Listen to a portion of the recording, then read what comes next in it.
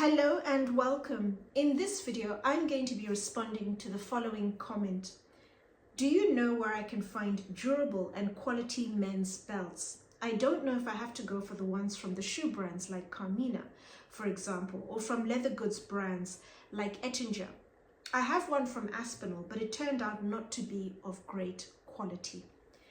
I'm Anesu Sagonda and I produce educational luxury content for anyone after the finer things, whether you're young and starting out in life and wanting to reap the benefits of buying better quality from the get-go, or you're into luxury but you want to focus more on high quality under the radar brands, or you're new to money and wanting to learn how to navigate the terrain, then my content is geared towards you.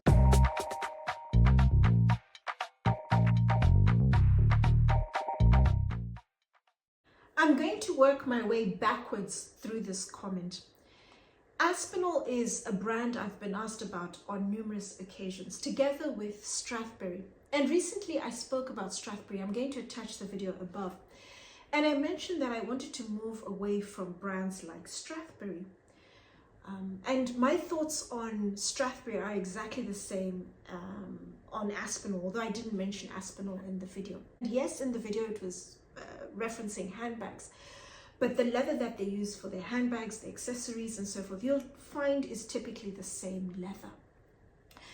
And Aspinal, Strathberry of London are two brands that, amongst others, that produce products that are average in terms of the quality of the leathers used, the craftsmanship, the details, the level of finish. It's just average.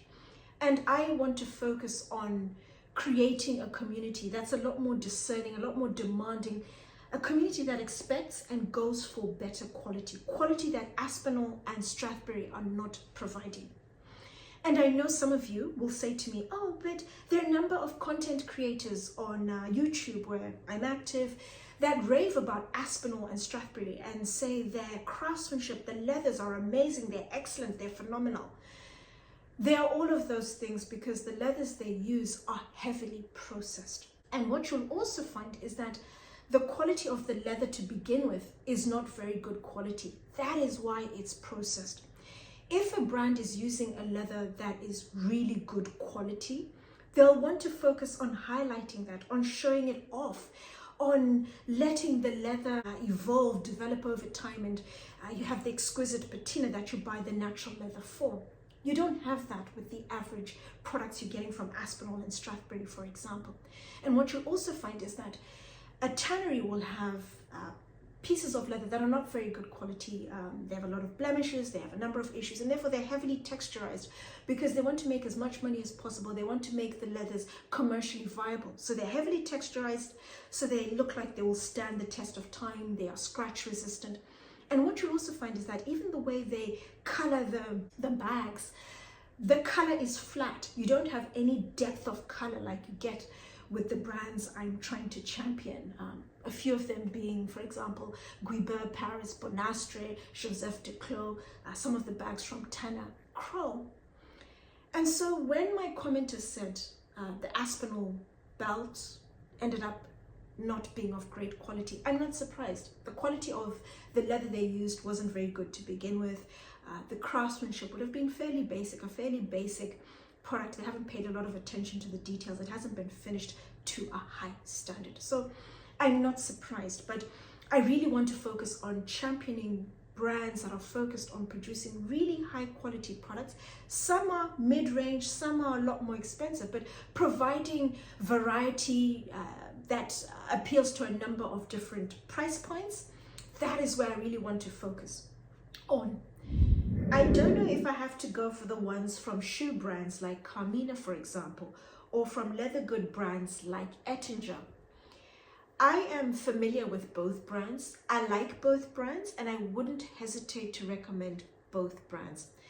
I like the fact that both brands are very comfortably within the mid-tier and they're a similar price point. I like the fact that they are different. They produce different colors, different lengths, different leathers are used, different craft goes into producing their products. The first brand is a Spanish brand, Carmina, and they hand sew all of their belts in Spain.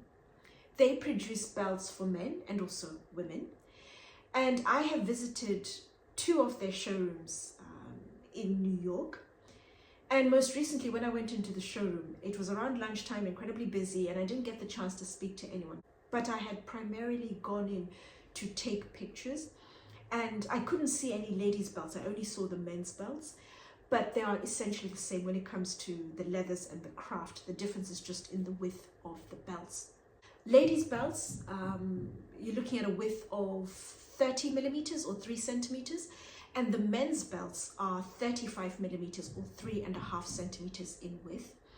They use a variety of leathers, natural leathers that typically will patina. With time, they'll darken and develop the subtle sheen.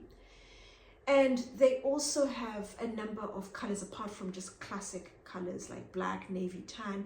I have seen pops of color, red when it comes to ladies' belts, for example. I've seen burgundy, men's belts, and so forth. So I like the variety. I like the fact that they also have exotic leather belts. They produce crocodile and also alligator belts. The leather belts, you're looking at a price for the ladies, starting price of about $140 US and above. The men's, $160 and above. And the exotic leathers, crocodile, it's about $400 and above. The alligator is about $800 and above. What I really like about Carmina, what stands out about the brand is, firstly, I like the fact that their belts are hand stitched. I'm a little biased towards hand stitching. As I've mentioned in the past, I bought an incredibly expensive Hermes belt a number of years ago, and it fell apart very quickly, and it had been machine stitched.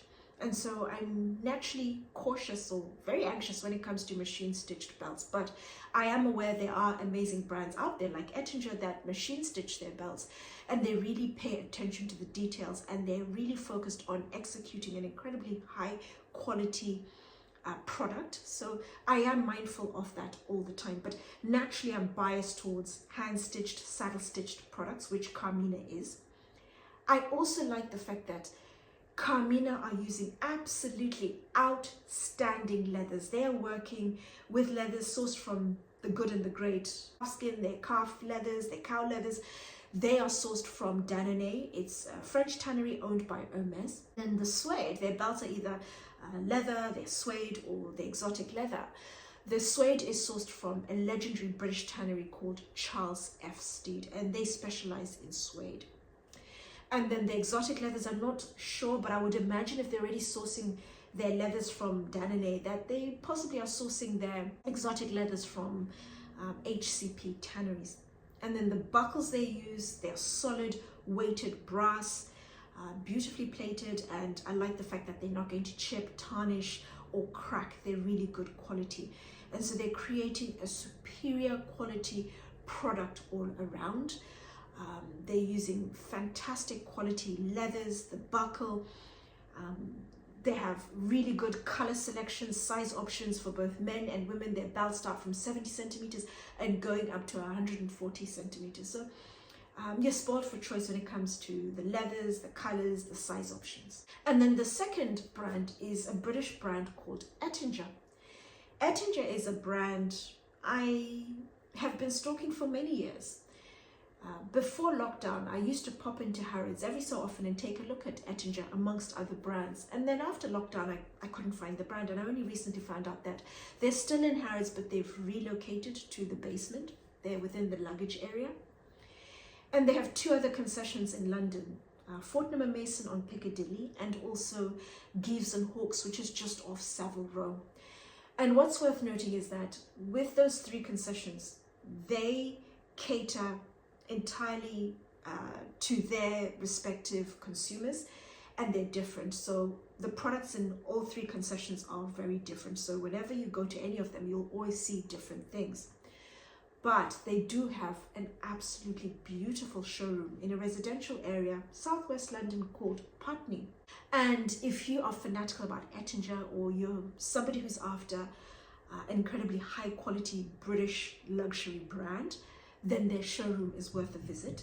They do take meetings in the showroom, so it's worth calling ahead to make sure it's free. Otherwise the showroom will be closed and it's a wasted trip, but it's worth seeing. I went during Black Friday sales, and I didn't take any pictures because they had a lot of boxes lying around. They're trying to fulfill orders, and I thought it would be incredibly unfair of me to take pictures that didn't represent the showroom accurately. But it's wonderful because you get to see the entire range of products, the colors, the leathers, and so forth. It's absolutely fantastic and worth your while. And I remember when I went, I also got the chance to speak to the CEO of the brand, Robert Ettinger. It's a family-run business that was started by his father in 1934, and then Robert took over in 1919, and he's just focused on upholding the high standards that was set by his father. All of the products are made in the United Kingdom, in Walsall in the north of England, and they source their leathers from France and Spain. And their belts are machine stitched. And as I mentioned, I'm a little cautious about that. And I remember taking Mr. Ettinger to task and saying, I'm not a big fan, justify your product. And it was wonderful because he answered all of my questions, and I left feeling really good about the brand. The brand is a royal warranted brand. That is why it's on my radar first and foremost. And I remember when Prince Charles ascended the throne and he became King Charles, it was mentioned in the media that he would be awarding his own royal warrants, and some brands haven't been re-awarded their royal warrant, but Ettinger has. So that's a big vouch for its quality, the high quality of their products, the craftsmanship and the consistency of their craft, of their leathers, of their entire products. I like that. And so speaking to Robert, I said, I like the fact that it's a royal warranted brand. It vouches for the high quality of the brand, but your belts are still machine stitched. And I like the fact that they pay a lot of attention to the details. First of all, they're sourcing really good quality leathers. And when they cut the belts, they glue the top part and the lining, the underside of the belt with really good quality glue. And then it's hammered down. And that's to really seal the leather, the glue, make sure that there aren't any bubbles or any uneven gluing. It's all done consistently, and it's sealed. And then it's stitched using really good quality German thread. I haven't seen the thread company being mentioned on their website. I'm always a little cautious about mentioning specific companies, especially when it comes to small family-run businesses. I don't necessarily want to let out all of their trade secrets, but I'm sure they will in time if they want you to know. But it's a brand I'm familiar with. I know a number of other brands work with this particular German brand that produces incredibly high quality threads, different tensions, thicknesses, and so forth. So they use really good quality thread to then machine stitch the belts. It's all done by hand, moving around the machine, and they do an incredibly good quality job, incredibly neat stitching all around. In the middle of the belts, you will notice there is a ridge, and they use a natural fabric to fill the ridge. So aesthetically, it looks better. If you didn't put the ridge in, it would just be flat, and aesthetically, it wouldn't look as good. With Ettinger belts, they only produce belts in 4 colors: dark brown, dark tan, navy, and black. They don't produce any other colors, and they only work with natural calf skin. So you're going to get a belt that's going to patina beautifully. And they don't work with any exotic leathers like Carmina, for example. You will see embossed leather products with the croc effect, but that's on calf skin, but they don't actually work with alligator or crocodile, for example. It's all just natural calf skin. They have 2 different widths, same as Carmina, 30 millimeters, and those belts are priced at £165. And then 35 millimeters, and those belts are priced from £165. So those are the 2 brands that I really like. You mentioned I like them. They are different in terms of the color offering, the lengths. Sorry, I forgot to mention with Ettinger, they start from 70 centimeters and they go up to 110 centimeters, but they miss out 105 centimeters. So the color options and also the size options are limited, but it's still an incredibly well-made product. diversity from both of these brands, I wouldn't hesitate to recommend it. It depends entirely on your own personal taste, what you like, but you're spoiled for choice whichever of these two brands you go for. The next bit of the question, do you know where I can find durable and quality men's belts?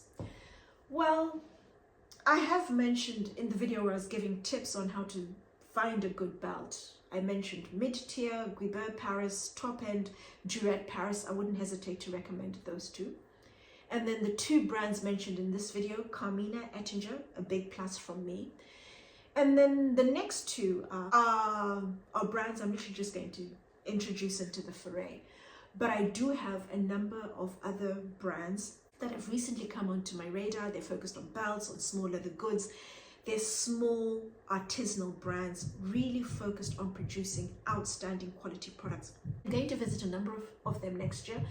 As and when I've seen them, I like them, I will definitely talk about them. So if you're interested in belts, leather goods, generally handbags, wallets and so forth, do subscribe so you don't miss out on that.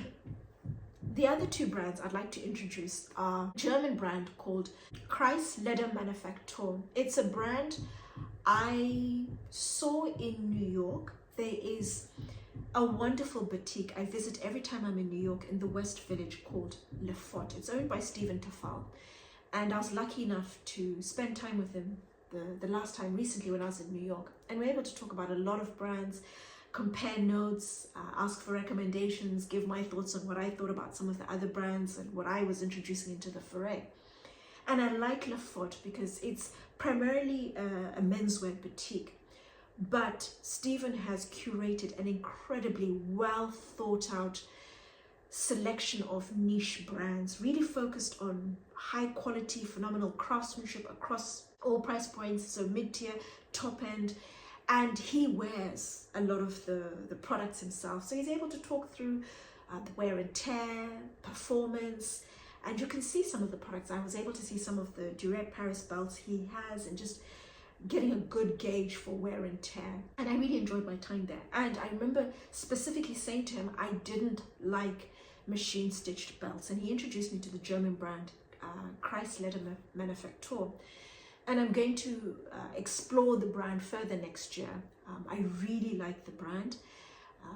A number of Stephen's clients have bought numerous belts. They really like them. The longevity, the wear and tear is absolutely fantastic. I like the fact that the belts are beautiful. They are arresting. You look at the belt, it looks expensive. It's well made. They have a fairly diverse selection of leathers. I only saw the Shell cordovan, which I really liked. Solid weighted buckle, beautifully sewn, machine sewn belts, and they offer customization. You can choose all the variables, different leathers and so forth. So I will talk more about this brand next year, so do subscribe so you don't miss out. And then the second recommendation is French brand Camille Fournet that I've already spoken about. And I like Camille Fournet because they're really focused on producing outstanding, really good quality products. Their belts, they have belts for men and women. I like them because it's French leather, really good quality French leather, French made, handmade in France. And I like the fact that they have a huge, diverse selection of colors, a very colorful brand.